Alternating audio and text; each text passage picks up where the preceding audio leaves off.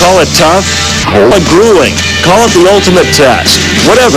In its first decade of existence, the only way you could know what a triathlon was like was to go out and do one. You certainly couldn't see all the agony and ecstasy by being there. You only saw the athletes twice during a race, both times while they're changing in the transition area. Heck, you could see the same thing in a sporting goods store dressing room. But now the triathlon has come of age in the form of the Triterium, a loop course, a course designed for the spectators. Welcome to the 1986 Nike Horny Triterium in Oceanside.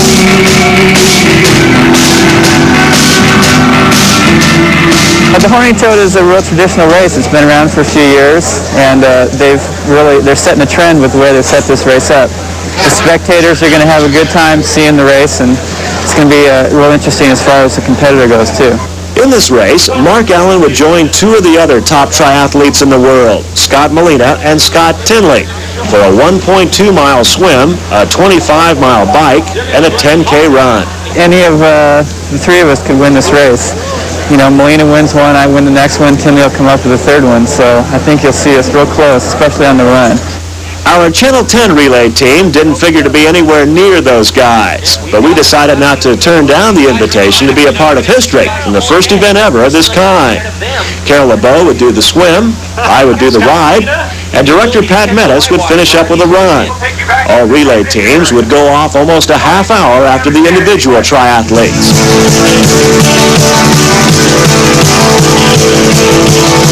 As soon as the gun went off, you knew the 8-foot surf would be a big factor on the first leg of this race.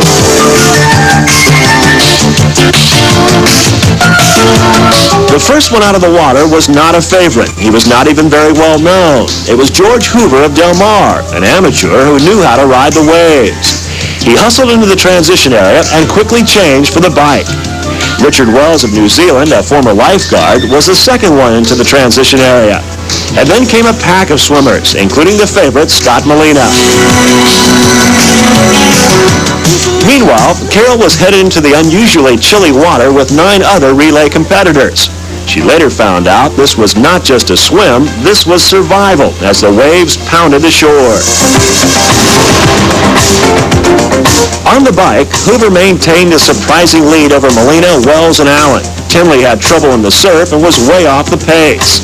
In the women's competition, Linda Buchanan of Leucadia was pulling away from the field with Colleen Cannon second. But Linda was a bit worried about this new course.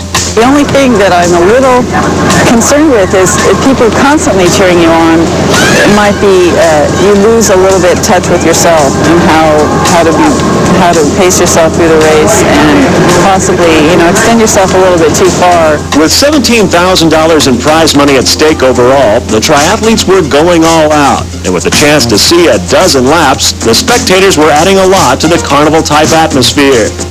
And with a great turnout, the sponsor, Nike, had to feel its $100,000 investment in this event was worth it too. I think the money always helps, to be able to go out there. I know Nike has really helped me. They provide me with a salary each year so that I can go out there and basically train as a job. And it's a hardcore job. I train 8 hours a day just like anyone else. So everyone says, oh, that's such a nice life. But if they just had to get up and think about running and biking and swimming every day, I think they'd change their mind.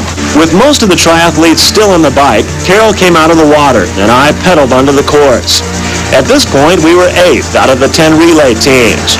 After one pretty fast 5-mile lap under 15 minutes, disaster struck.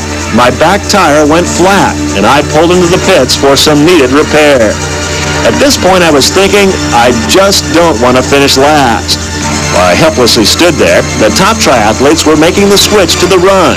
Hoover was still in the lead, but Molina was closing in, and Allen wasn't far behind.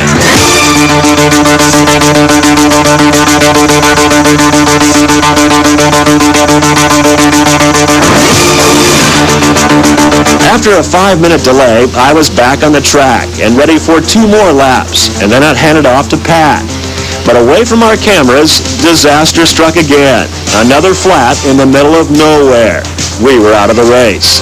I wasn't around to see the finish, but Molina was firsthand. He overtook Hoover and raced in 48 seconds ahead of the second-place finisher, Mark Allen.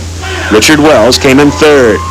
Linda Buchanan easily won the women's race by almost 4 minutes. Colleen Cannon was second. The winners collected a $2,800 check for their efforts. Everyone, the fans, the athletes, and the organizers seem to agree that the Triterium worked and that it could be the triathlon of the future. Oh, yeah. Yeah, put one in downtown New York, maybe down in Miami Beach. I could see it evolving as a series of races. Let's hear it for the Terminator, Scott Molina, winner of the 1986 Nike Horny Triterium. What a great